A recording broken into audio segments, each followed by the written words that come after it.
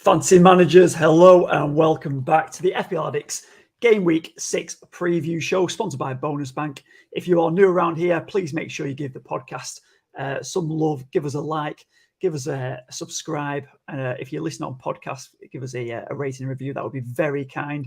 And a subscription would be lovely.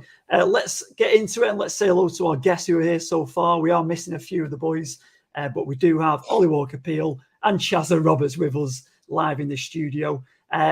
Chaz, I know you've just got off your bike, mate. How are you today? How's your day been? Yeah, the day's been all right, thank you. Can I just say about today's lineup, it's looking like you're under 23s. A lot of youth involved. I'll take it. Today's pod's only going to be 50% as good compared to the others, considering half our crowd's missing. But more chat, which is the benefit. Yeah, more chat. Listen, more time for you boys to get your points over, discuss. You know, we've had a lot of fixtures, we've had a lot of results, we've had a lot of assets to review. So a lot of content to get to. But Ollie, how are you, buddy? You doing all right? How's your Rovers looking? Yeah, doing all right. Had a win midweek, which was very nice in the local derby. Diaz has stayed on, which I'm surprised about. So won't be getting him in an FPL. But yeah, no, I'm good. Be interesting to see. You know, this pod's going to be good, Charlie. You've already put the moz on us already. 50% is good. It's going to be class, mate. I'm sure we'll be right. Hopefully, Reedy does join us later on, but he's hit the snooze alarm again, as he always does. I think he's on those expected Zs, as we call them. Tiff is straight on it, and she sees Reedy and Rev sleeping on the job. Yeah, you're probably not far off. So we'll hopefully they'll be all right, and they'll maybe join us later on. But we'll see how we go. Elliot's turned 18 this week, so another happy birthday to El, one of our hosts and panel members for the last 3 seasons. So big shout out to you, mate. And he might jump into the YouTube comments as well. But wishing him well. But let's get into it. So we obviously, we went through game week 5. Let's do a quick review and a recap and see who stuck out for us. We're obviously going to start with Manchester City versus Nottingham Forest. 6-0. Haaland hat-trick, clean sheet for City. Ollie, how did you see this one go, mate? I was pretty happy with most of it, or with some of it, because I had João Cancelo in my team. Nice. I say had. There's a precursor for you. I'll emphasize the word had. Obviously, I was kind of annoyed during the first half that Haaland was scoring. Didn't captain him. More on that a bit later. But City are just City, aren't they? They're streets ahead of everybody in the league this season, I reckon. And for people that might not have seen the game, they're just gone. I mean, I didn't watch it either, but people saying, "Oh, Forest are going down." No, City are just that good. City are that good. They've got so many players who can contribute, and a lot of them did again this week. Yeah, and as we said, Haaland another hat trick. City have scored 19 goals already this season in 5 games, and Haaland is, he's been named like it's the best ever start by a Premier League player. Obviously in goals. I think he had 12 shots on target and he scored 9 goals. I think it is along them lines, but he's an absolute freak. Chaz, did you catch much of that City game? I certainly did, and it's fantastic having midweek football back. That was the main game before I got turned over to Liverpool-Newcastle. We saw 2 of the goals within a matter of half an hour from Erling Haaland, and nothing beats watching live football because you're just mesmerised by Guardiola's tactics. It's like tiki-taka champagne football. Thank you very much for coming. And Forest got completely spanked, which was expected. He looked so dangerous. The way he attacks the ball, the way he finds space in tight positions is astounding. Yeah, all his goals coming from inside the 18-yard box so far this season. And Forest, I'm sure they're glad to just get that one out of the way and they can move on to the next one. But João Cancelo, Ollie's just mentioned him quietly there, but what did you think of him? Because I know last week I think the Reverend wasn't too convinced by his attacking positions that he was getting in, but obviously he scored a nice goal. So is there anything to be concerned about? Was it just a panic for the last couple of weeks about Cancelo? So it would be, but at times he can have an off game. And with this game against Nottingham Forest, it was a really good opportunity for him to really to be extremely attacking, because you can have more assurance with your defence back there against a favourable opposition, such as Forest. So that enabled him to get into better attacking positions. When you give him a certain amount of space within outside the box and shooting range, give him a chance. He certainly executed it. So I'm not too worried about him. I think there's other premium defenders to be more worried on compared to Gio at the moment. Oh, on that note then, mate, is that segue into another asset that you want to talk about? Not in my mind, but if you want to talk about the Liverpool defenders, go for it. Yeah, so let's get into the Liverpool chat. Liverpool managed to squeeze in that result against Newcastle. No, Elliot would have been, that's his 18th birthday ruined after he's seen that 97th minute winner go in by Carvalho, the former Fulham winger. But he got the goal. Liverpool got the win. Ollie, did you catch much of the game? What do you think about the assets in there? I'm sure you want to talk about Mo Salah, surely. I mean, I was watching the better Diaz play because Rovers were on at that same time. Right. So I was watching the better Diaz. But I caught the highlights. Obviously, Newcastle are on to a good start. Isak, I think we've got to mention him with him just coming into the league, scoring on his debut for Newcastle. Yeah. And then obviously Liverpool turning it around. Salah with 2 assists saved my game week because obviously we were looking at it going. He's got 1 assist leading into the 98th minute. And for people at Captain Haaland, they're well clear, but that saved our game week a little bit. Trent obviously didn't cost me here, not having him in. More on him later again, but Carvalho, nice to see him grab a goal. Obviously Harvey Elliott and Carvalho both in the Fulham academy, so it was good to see them. Both. It's good to see them both doing well in a point, because Liverpool again, they just have got a thing where they just get youngsters in, they sign youngsters and they progress them through. I think Fabio Carvalho, seen a little bit of him in the Championship last season. He's a player. He's a footballer. He can play football. Liverpool doing well. They're not on the level that they have been in previous seasons, but they're getting results. Or most weeks they're getting results now, with the exception of obviously that United game. It looks like they've turned a corner since then. So I think we can start to maybe hope for a little bit more from Liverpool assets, hopefully. Yeah, we'll keep watching them. But obviously Mo Salah going into that game, big sell-off in the last week or two from him. He got these 2 assists, but that still hasn't stopped 194,000 managers selling him off since going into game week 6. So he is still being sold off. I'm pretty sure that'll be for people to accommodate Haaland into their team. I've got no doubt. But we'll give a quick mention to obviously the Chelsea. They've now suffered back-to-back losses on the road. Obviously, they've got that defeat in there. James wasn't in the side. Picked up that last-minute injury when we did the stream the other day. There was breaking news about the injury, and it obviously later confirmed that he wasn't going to play. But 500,000 managers have already transferred him out. Ollie, I'm not too sure about your team at the minute, but what would you be? Would you be shipping James out as well? Yeah, well, Jack hasn't seen my team yet, so this is a bit of a surprise for Jack. My team, I've got rid of him, and again, it's one of those where with defenders like Reece James has been brilliant so far this season, but it's just with my strategy, I've shifted away from going too big at the back, or I've gone with other options. I've gone slightly cheaper in defence. I have gone with Chelsea cover.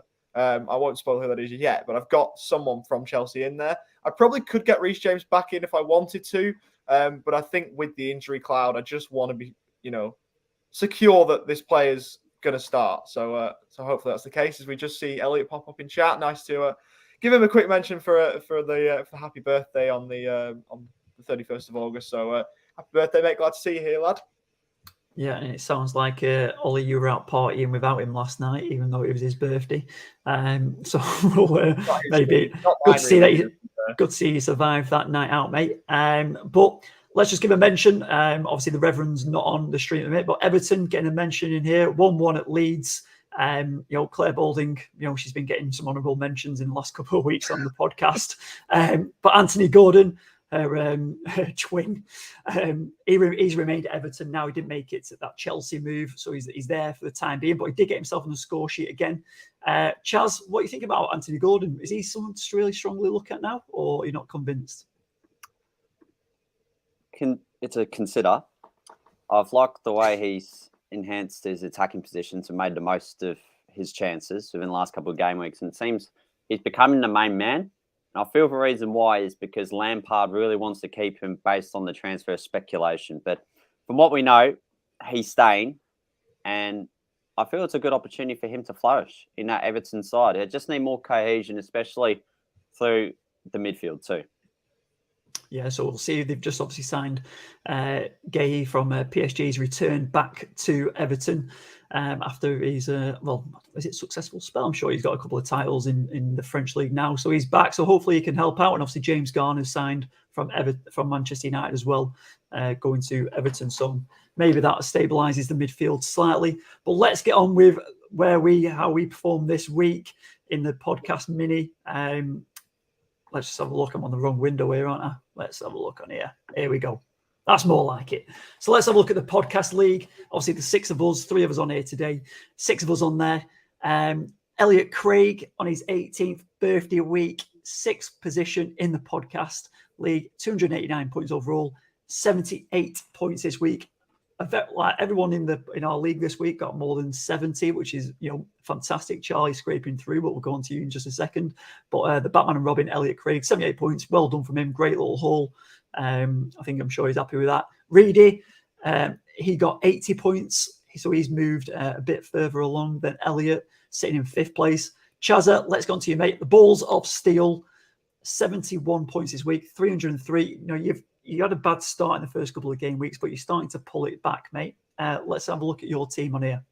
Yeah, feel free. Just present it in front of our eyes. Why don't we? Well, I think a big takeaway out of this game week was that it was heavily carried by City, especially with nailing the captaincy and Erling Haaland. And it goes a long way to give you a decent score despite not many players returning. And we see that midfield there. Everyone blanked except Pereira, very jammy, bonus point, and just gifts it to Lewis Dunk, and he gifts Fulham a win. That's how the cycle operates. Disappointing by the Liverpool duo again in the game. I did expect him to at least get an attacking return. No one did. And Jesus got his goal. And as it stands, there's no Rodrigo, so there's no worry based on the injury front.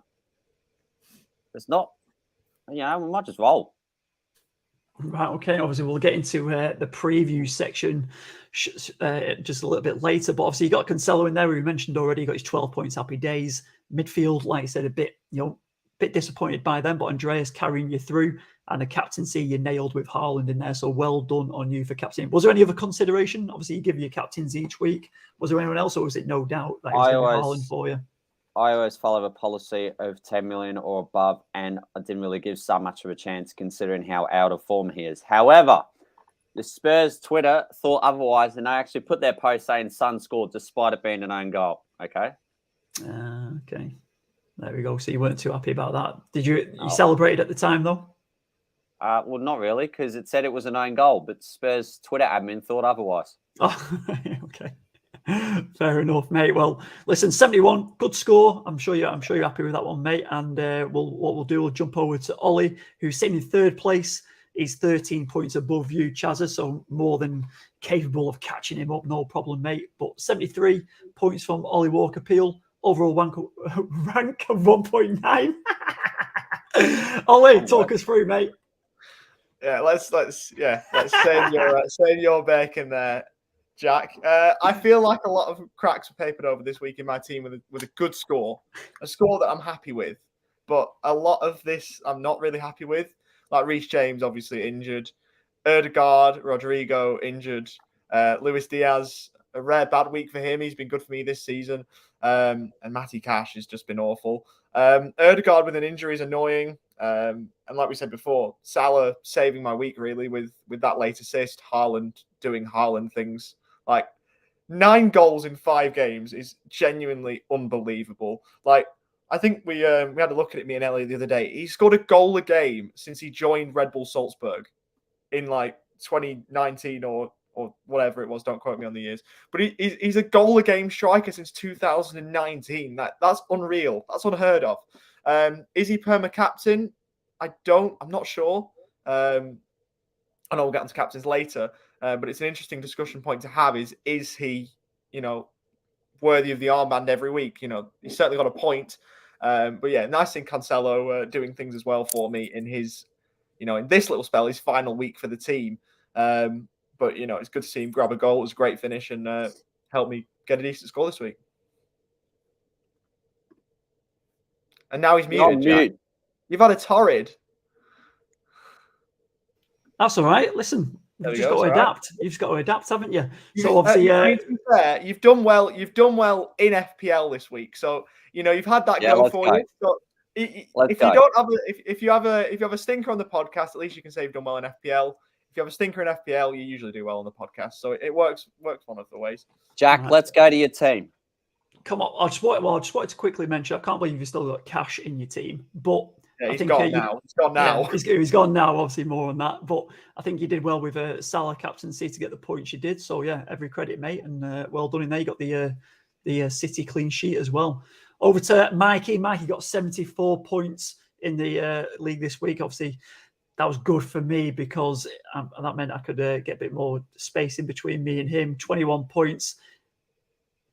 Difference. Myself 90 points this week. Go to your team, Jack. Come on, let's have a look at this team. How did I come away with this many points?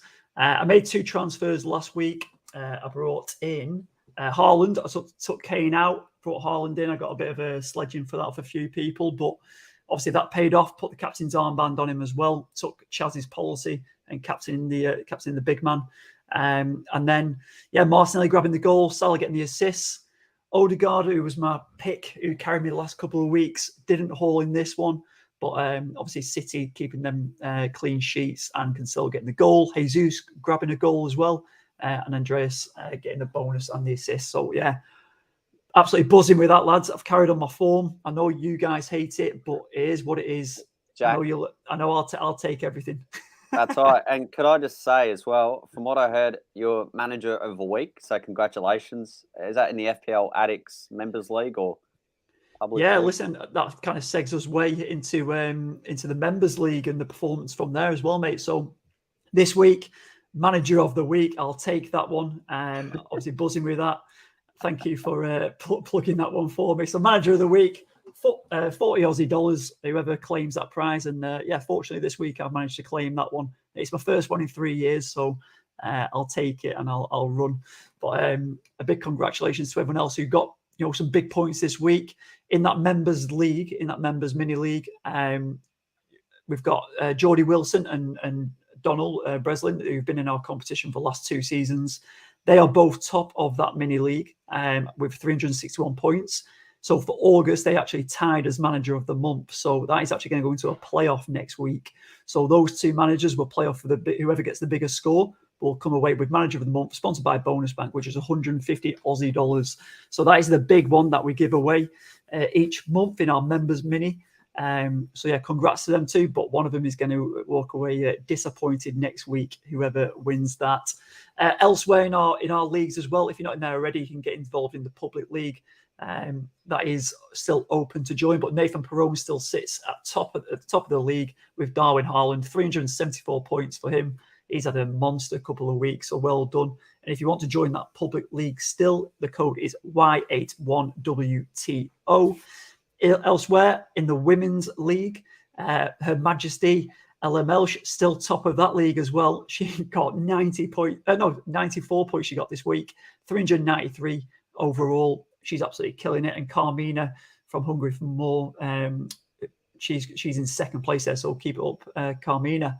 And finally, in our members head-to-head mini, which was like our kind of bonus one for the first 16 managers that signed up to our paid mini league, to our members league, there are 3 managers sat at the top with 12 points, 4 wins they got with Donald, Lockie and JC. So congratulations to them.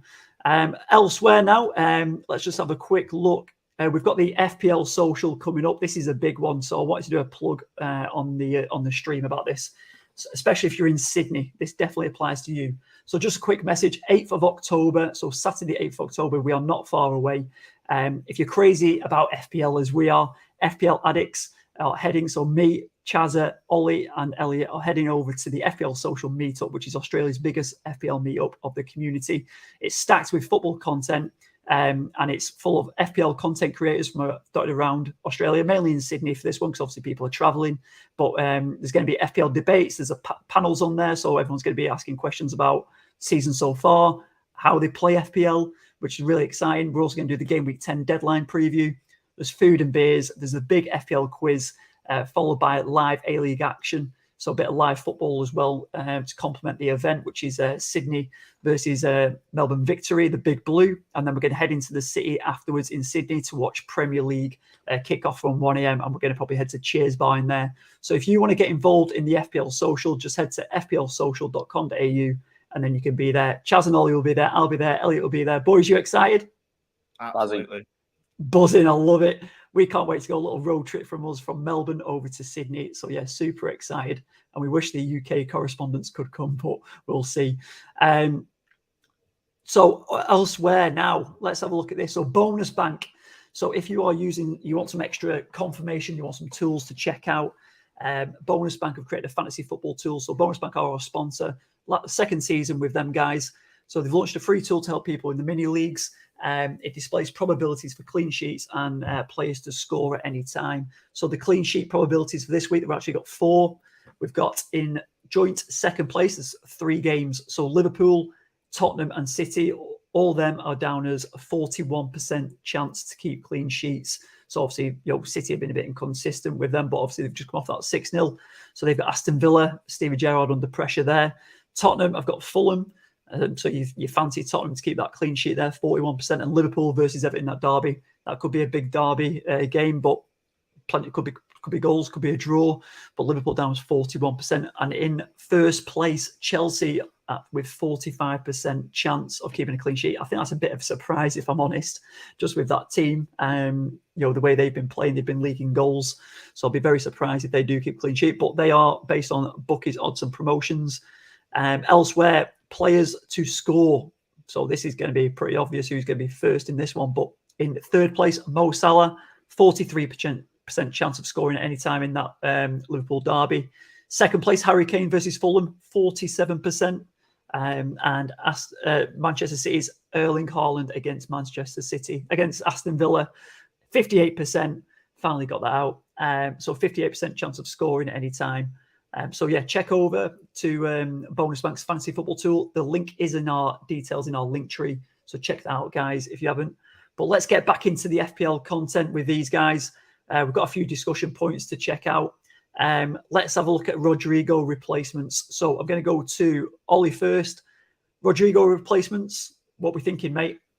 Yeah, of course you go to me for this one, Jack, given that I actually took a hit to bring Rodrigo in. It didn't work. And now 2 weeks later, I'm having to transfer him out.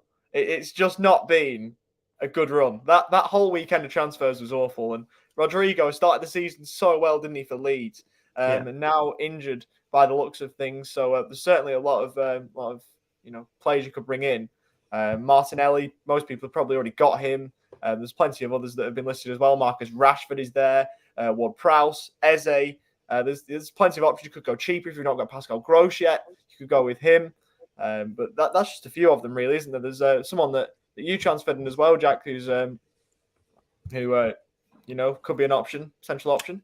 Yeah, I mean, this guy's been on my watch list for a while, and we'll get into my team, but in a bit later. But yeah, Zaha, I've just missed the. I got in quick this morning. Ødegaard's obviously got a flag on him, so he might miss this one against Manchester United. So I've taken him out, and Zaha coming in 7.2%. Price rise, as just mentioned, has happened this morning. But he scored 4 already this season, 14 last season. Plays pretty much like that forward kind of role anyway. He kind of carries that forward line, doesn't he? Even though Arteta has been starting. So yeah, Zaha for me. Bernardo Silva is another one. The Rev mentioned him last week. He did bring him in. But Bernardo Silva, 6.9% chance. Ownership. He's cheaper than Gundo. And he's played the last 3 games. He's played 90 minutes. He was on fire last season, as we mentioned. He's staying. He's not moving anywhere now, not at least until January. So Bernardo Silva could be a good option if you've got a bit more money in the bank. So yeah, Silva and Zaha. Chaz, anyone from you for Rodrigo replacements? Have you got anyone else on the watch list you recommend to the audience? Well, personally, it's not a worry from my side, but I think number one would be Gabriel Martinelli. He's been part of all of the action when it comes to Arsenal goals, and Arsenal have been scoring plenty within their first 5 games. What has also helped too is that they have had favourable fixtures. My second one will be for sure Wilfried Zaha. I'm with you because every time Zaha starts and Crystal Palace score this season, Zaha has been on the end of it. So that's another one. Bernardo Silva is an intriguing one. I do agree with your points saying he's a really good option. He just somehow sneaks into correct positions at the right time when Pep does start him, which is, if anything, always. We saw last season there was a trend, especially when De Bruyne was out. Bernardo was on fire. Then when De Bruyne returned, Bernardo stank. And now this season, Bernardo's thriving with De Bruyne somewhat in the lineup. However, I could see the majority of the time Bernardo would dominate if De Bruyne is not on the pitch because I feel Bernardo's vacating and occupying the usual duties from the Belgian. Yeah, interesting points there, mate. And obviously those who have watched City will be able to probably, second that as well. So, yeah, good couple of options there. Tiff, who's watching the stream with us now live, thoughts on Sinistera? Obviously, he got that goal, for Leeds, getting his first goal on I think it was his starting debut, right? So what do you think of him, Ollie? Would he be one you'd be looking at, or is that too early? It'll be interesting to see how I wouldn't bring him in this week, but with Rodrigo out, I'll be interested to see, how Jesse Marsch plays it. If they play in a similar position, different position, he's, from all reports I've heard, he's quick and can play on the left-hand side. I've not really seen a lot of him, I must be honest, but it was a very, very well-taken goal that he scored the other day. So maybe have a look this week if he plays well. Maybe have a look. I think it might be 1 game week too early though for Sinistera, but I like that he's on the agenda. I like that people are talking about him, raising him as an option because I think he could be one. I think it might be slightly too early for him. Yeah, fair enough. I mean, if you're looking for a bit of that curveball, a bit of a random one to bring in, go early and try and catch the hype, it could be a good one. I mean, could you spend the money elsewhere? Obviously downgrade and then maybe bringing in another striker, maybe Bamford, for example, who's coming back into the fold. Chazza? Sinistera, I thought he took his goal really well. And personally, I don't know a whole lot on him, but I'd be very interested to see if he starts even take vacating Rodrigo's place into the side. I'd say, like you said, Jack, if you want a good curveball, Sinistera is the way to go. I like the name and I like the way he took his chance the other day. Yeah, fair enough. So yeah, maybe have a look at that one, guys. He might be a good option. So Tiff, thanks for bringing him up. Quick one for you, Ollie. Captain Haaland or Jesus or Salah this week? Have you gone early with anyone? I mean, I know I'm going to captain, but captaincy is not my domain. We all know who the captain guy is. That's correct. So I'm sure we'll get to captains in a bit. So stick around because it's box office. It's box office captain segment with our man Chaz Roberts. Yeah, Will Shaw's just commented. Does anyone know who this is? Yeah, Melbourne Storm, NRL. Yeah. I don't follow the NRL at all. But the one thing I do know about the Melbourne Storm is I know of Ryan Pappenhausen, and I know he's got an absolutely massive mullet like Chaz. So, yeah. I'm guessing like Chaz. He's very good. I have been called Ryan a fair bit. You're not wrong. Alongside 7 other football players. Yeah, have you signed any autographs or not? Not quite at the minute. Hasn't been since the day when I saw Peter Hidgener. So that was when it hit peak. Yeah, mate. They'll be all circling around you, the paparazzi, the FPL social, mate. Just get ready for it, mate. They'll get all the cameras out. Everyone's got their pens out, their autograph books, mate. You're going to be signing non-stop. You're not actually going to do any panel debates, I don't reckon, because you're not going to have time for us. Ollie, I'm rattled. Right, we'll leave the NRL lookalike chat just there. I'm back to FPL. So we've just looked at some replacements for Rodrigo. That was kind of the big news coming out of that game week with the injuries. But transfer deadline's just passed. Some big signings obviously coming into the Premier League for the whole window. But last minute ones, Anthony at United coming in. Obviously, we're paying an absolute mammoth amount of money for him. But he's the inside forward that we needed. I think he's 7.5 mil. He's obviously the same as Sancho coming in. I've kind of wrote in my notes here that hopefully he doesn't need a whole season to adapt. He can come straight in and make an impact, which would be obviously wonderful. But that's probably just a wait and see. Put him in, see what happens. Obviously, United, got a couple of wins on the bounce now, which is great. Clean sheets too. Happy days. Gone back to basics, and if he's Anthony comes in and adapts, absolutely unbelievable. But Sancho's probably, if you're looking between the two, Sancho's probably the one because he's got his shooting boots. He's kind of hitting a bit of form and more settled now. Elsewhere, Aubameyang. Chaz, I need your take on this, mate. Aubameyang obviously played for your Arsenal. He's back in London, but at Chelsea now. He's come back. Has he come back a better player, do you think, or do you think his time's gone?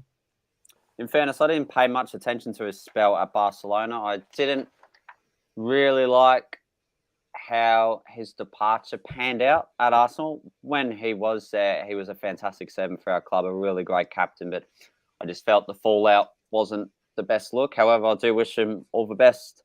Of course, back in the Premier League, ain't no Farmers League, so it's a good litmus test for him.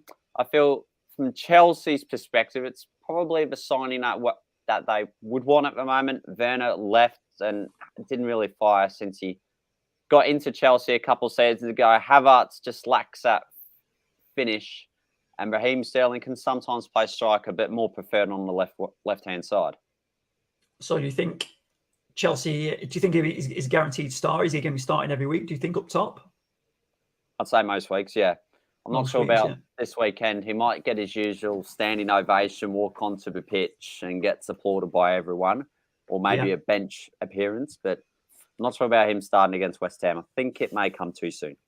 It's interesting to say you want him to do well because obviously he's gone to Chelsea. Like Arsenal, Chelsea, big rivals, probably second to Tottenham from an Arsenal point of view. So it's weird that I can understand it because obviously he's done well for Arsenal, but he's moved to one of your biggest rivals. Ollie, there's a caveat. I'd love for him to do well in any other game except when he comes to the Emirates or at Stamford Bridge and plays Arsenal. Do you get what I mean? Yeah. Okay. Yeah. I get that. I'm going to operate. Yeah. Are we done? Yeah. I said my part. Ollie interrupted. Yeah. I've not got nothing to say. I've got nothing to say to that. I've got nothing to say. Yeah. Listen. I mean, if Ronaldo went to City, I wouldn't be wishing him well. Do you know what I mean? Okay. No, neither do I. Neither do I. Probably a United fan, but probably coming from the niceness of Chaz's heart there. Obviously, Aubameyang did, he did some great things at Arsenal. Well, good things. I won't say great, but he did some good things that, there he was club captain as well. So I'm sure it's coming from a good place from Chaz's heart in there. But elsewhere, Chaz's heart. Is there a bad place to Chaz's heart? No, there's not. There's not a bad thing in it. You never know. It may come down the track, but not today. Right. Well, not today. So elsewhere in the transfer, I've just highlighted Dan James going to Fulham. He's found his third club in 3 seasons now, so he's gone on loan to Fulham. I think it's a place where he could excel. We've got Mitro obviously killing it up top there. Is that a good move for him? Do you think that he's going to? Does this make him more attractive as an asset, Ollie? Yeah, because he's probably more likely to get minutes, I reckon. It's a move I didn't really see coming, and obviously with how Rovers have been affected by that, I've sort of had a look at it because I think they went for Diaz at one point and then decided that they weren't going to get Diaz because they didn't want to put enough money in. So they've gone with Dan James. Obviously they're different players. Both can play out wide, but Diaz scores more goals. Anyway, enough of him. Dan James, he's a good player at his best, but we probably haven't seen it a lot since he left the Championship. Obviously, he was really good at Swansea, and now hasn't really done much for United, hasn't done much for Leeds, and needs to find himself. Be interested to see if Fulham's a place he can do it. They've made a lot of signings. They've impressed, really. They've done a lot better than I thought they'd do. I thought Fulham would just going to be relegation fodder. But it looks like they're going to, punch above their weight in that sense a bit. 6 million, I think, is a bit too much for FPL terms. Yeah. But I think he'll do well there. I think there is a chance that he could flourish. Yeah, Silva seems to have got obviously Fulham playing some really good attacking football, haven't they? And they seem to go and attack the game rather than just kind of sitting back and leaking in goals. And it's probably because Scott Parker's obviously not in charge of them anymore that they look a bit more impressive. So yeah, I think it's a good place and a good place for him to be. Tiff has just mentioned, is Mitrovic someone we're sleeping on because we're smitten by the Nordic Meat Shield? listen, for me, yeah, I'd say so. And you're probably Jesus and Haaland are the preferred two up top. But Chaz, I know you want to say something on this. Go on, mate. I do. And I'm with Tiff. We're getting too overshadowed by the main strikers up front. Of course, there's Haaland. There's Jesus, which, like, in fairness, he's had a good start. Not setting the world on fire, of course. And then you have Tony. I feel with Mitrovic, what we've learned within the early parts of this season, he is fixture-proof. I genuinely think he can score against anyone. Out of the next two games he plays, I see the Chelsea fixture more favourable for him because Chelsea are a bit loose defensively, and he scored against Liverpool at home. So he's trusted at Craven Cottage. I think he's definitely on the transfer radar because his confidence is up, and the style of Marco Silva suits really well to Mitrovic's strengths. Yeah, I think I'm definitely keen to see what happens in here, and I don't know at what point I'd bring Mitrovic in, like if to go away from Jesus, it's because he looks so good as that second striker. But yeah, wait and see. Jack, sorry, mate. What about the third striker? Have you considered that? No, listen, going three up the top, I'm not too sure. I'm not convinced because if I'm still wanting my four at the back, which I'm quite comfortable with, going to three, I don't know. It's I'm usually a 4-4-2 kind of guy. Obviously, I'm a bit of an old school manager. 4-4-2 is the one. If you will recall that quote. I was going to bring that out. I was going to mention Mike Bassett. I'm so glad you did.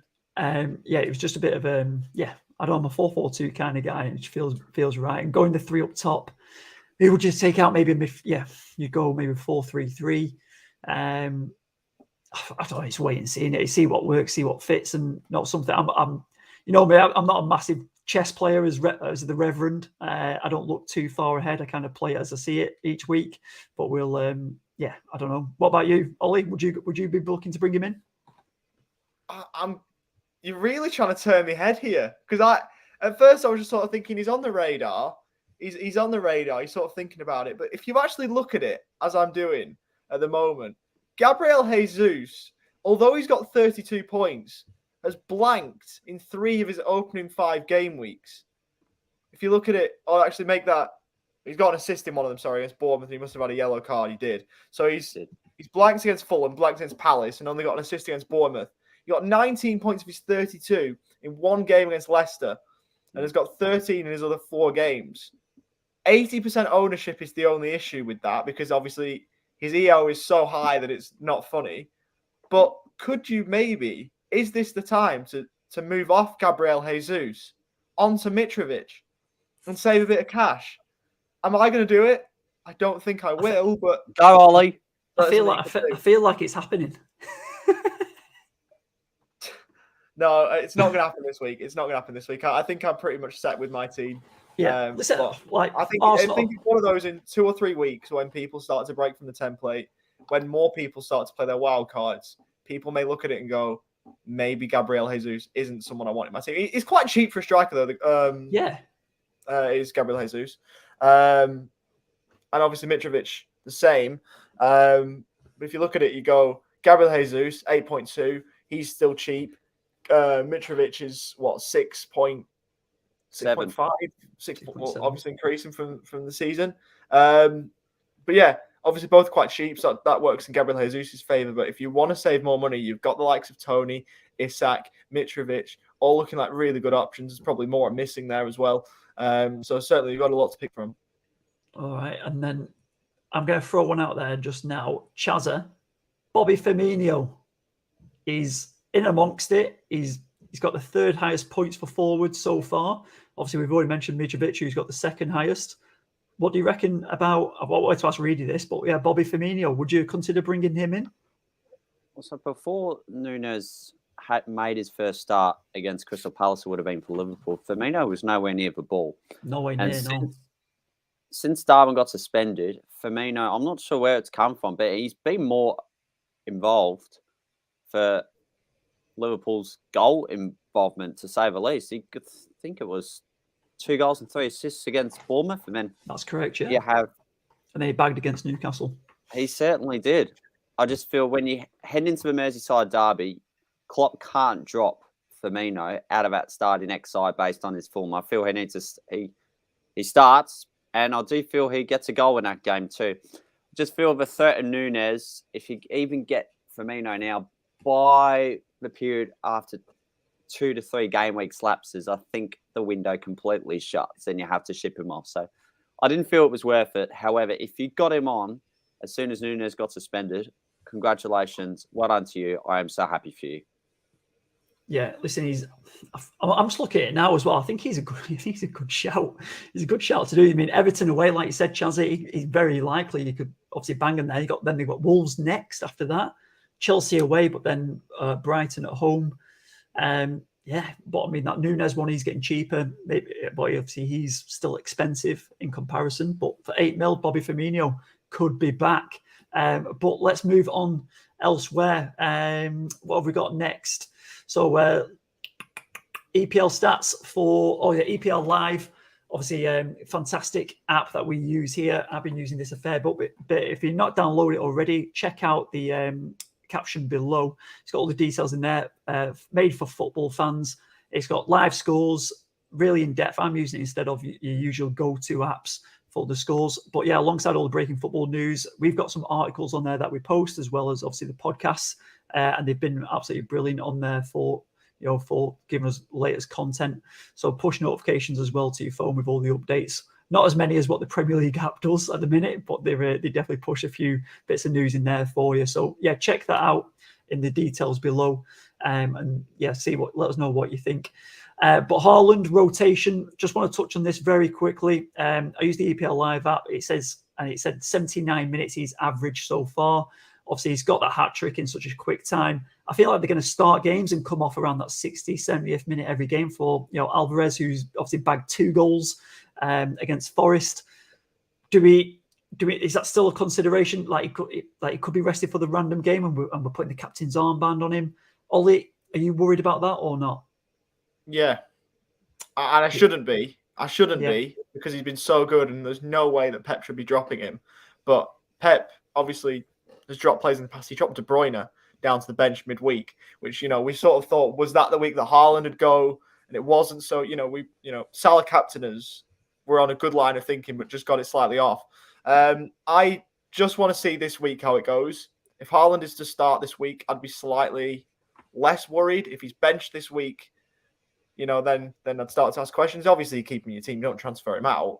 But it's just a question as to whether you put the captain's armband on him. Obviously, Chaz will give his rundown on things later on, and I'll go through my team in a bit and talk through my decision. But it's certainly one where you've got to think about it. And that's the one reason why I don't think Erling Haaland at the moment is a perma-captain, is that risk of rotation.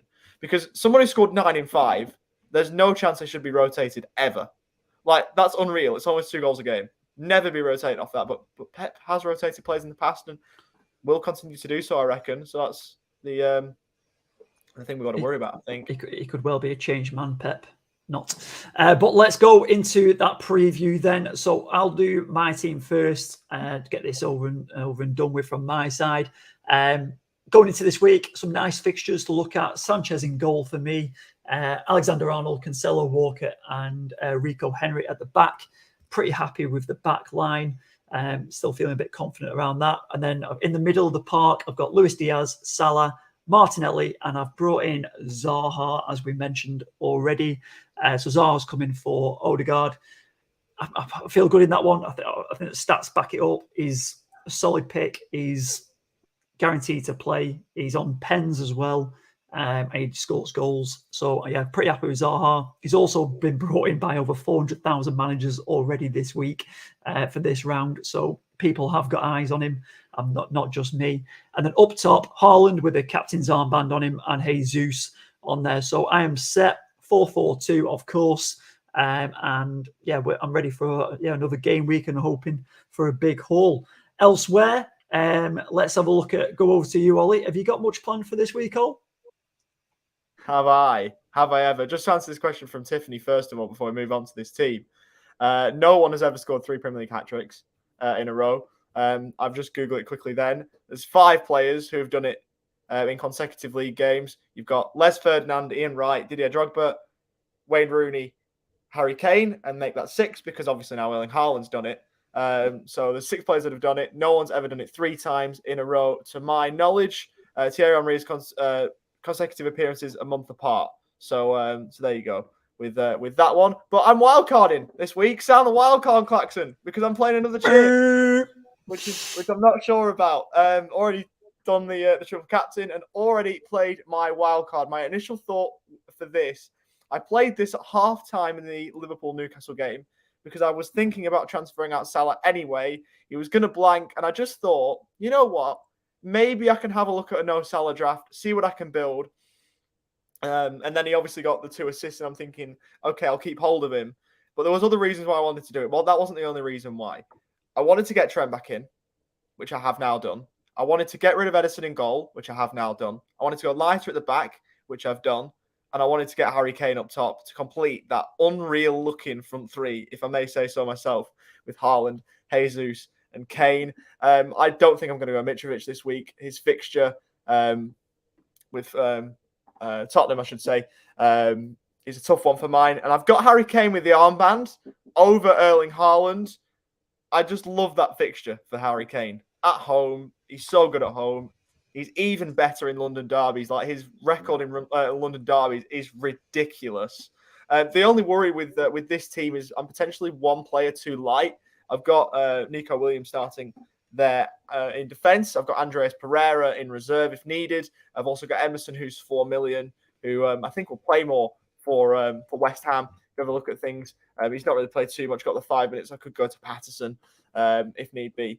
But I've got cover, is my point. I'm pretty happy with that team. Just gone last minute to Martinelli instead of Ødegaard because of the injury. But I'm really happy with that front 3. I think I've got decent cover at the back with Cucurella and Perisic. No Matty Cash. Thank goodness he's out of that team because he's been absolutely awful this season. But we'll have to see what we can do. And Chris, don't you dare, Mr. Reed.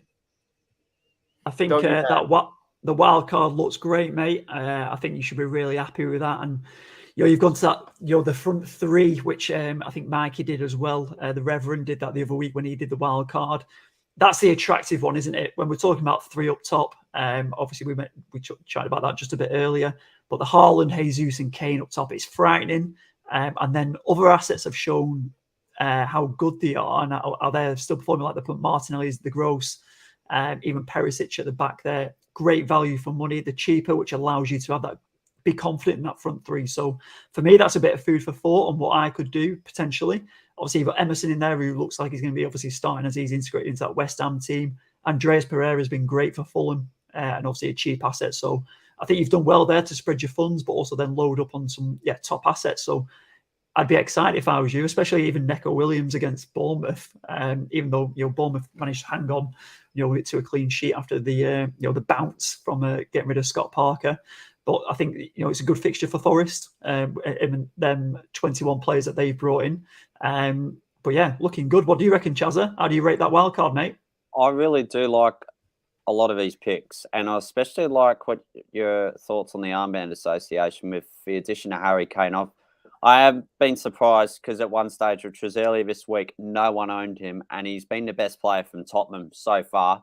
And I'd say the closest challenger to Erling Haaland in the armband discussion, and you can see it in the way Kane plays.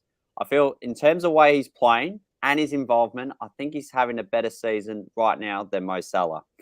And I do like the 3 strikers up top, Martinelli, Gross, great picks, as you said. But Ollie touched base on most of it. And Neco Williams, baby, I like it. That's saucy. And Reedy has gone, he's licking his lips at the thought of going above Ollie this week, even with that wild card. I'll tell you what, mate, you come on here and say that. I sound like Kevin Keegan. You come onto this podcast and say that you're going above me this week. Not going to happen. Not a chance. Watch him get clips off who he does now. Watch him go above me now. Watch me have an awful week with this wild card.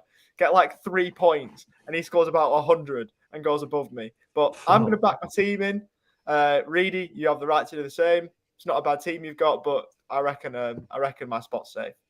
Yeah, listen, I think it's good. I love the obviously Spurs double up, which there hasn't been a huge amount of. Obviously, I think from our side we've not been doing the double up on Spurs, but maybe that's the time on there. Nice captain pick, as Charlie mentioned. But Ollie, obviously, we wish you all the best with that wild card this week. Obviously, in terms of our mini rivalry in our league, hope you don't do well. But in terms of obviously overall, mate, I hope it goes well, and it's a nice choice you've pushed the trigger on.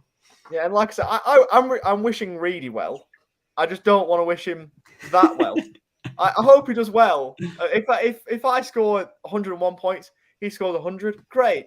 But as long as I can just extend that margin and get as high in that league as possible, that'd be nice. I don't know what it sits at the moment, Jack. If you've got the league in front of you, I'll bring it up in our podcast league. I know we talked about it before with the million leagues that I'm actually in at this point. We've got this one here, which is ours. He wants to go above me. Is that what he's saying? He wants to go above me with 18 points difference.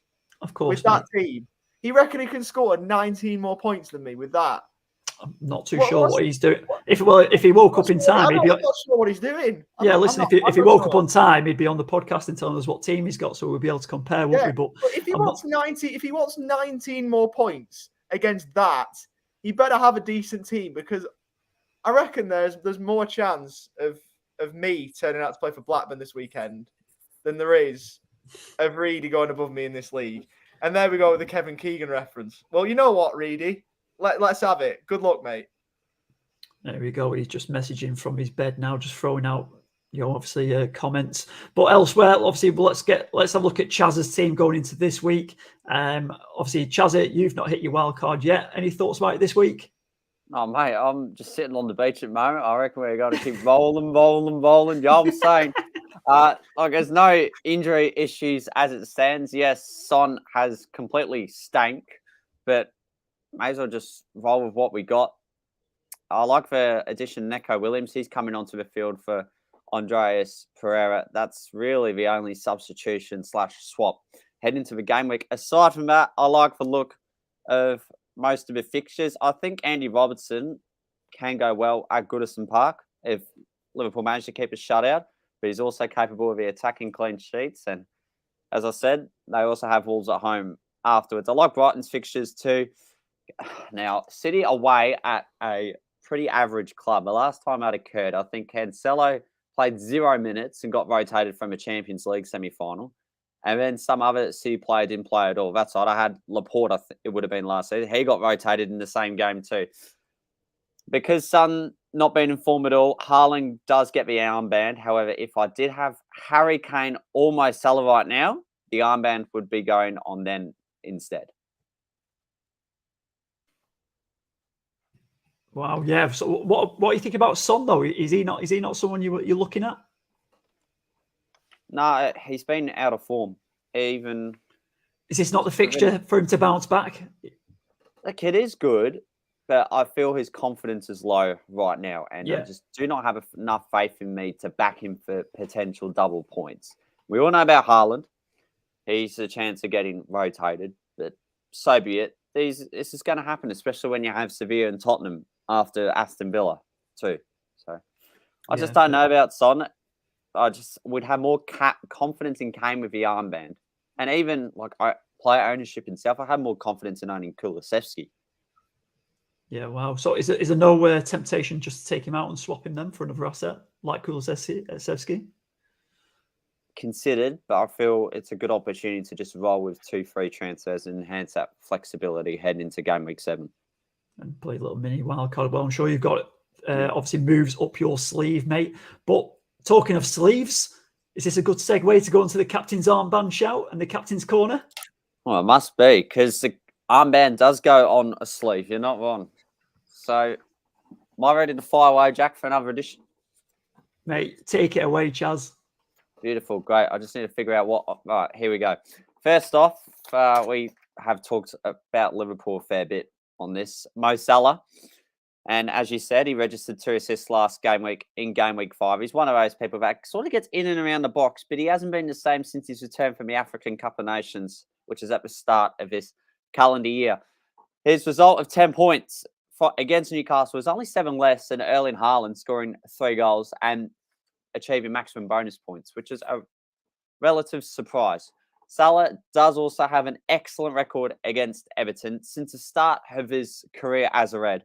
He has been involved in every match Liverpool has scored at Goodison Parks. For example, if Liverpool have scored a goal, he's either got an assist or a goal on all of those occasions.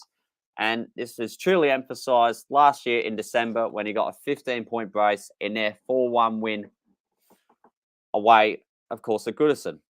Next, we got Erling Haaland. Now, we talk about his chances, and according to the predicted lineups, he's only got a 60% chance of starting. Not surprised, considering his next two opponents are like massive clubs, not as massive as West Ham. Obviously, he's coming off the form of his life right now, back-to-back hat tricks, both from the Etihad against Crystal Palace and Nottingham Forest.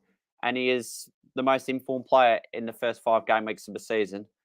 From what I read, 58 points. Someone please check up on that, which is 22 more. The next best from Rodrigo from Leeds. Hang on, that is false. But he's scored 9 goals in his opening 5 games, which he broke the record of Mickey Quinn, which was the most done by any Man City player within their opening 5. Harry Kane is third in line.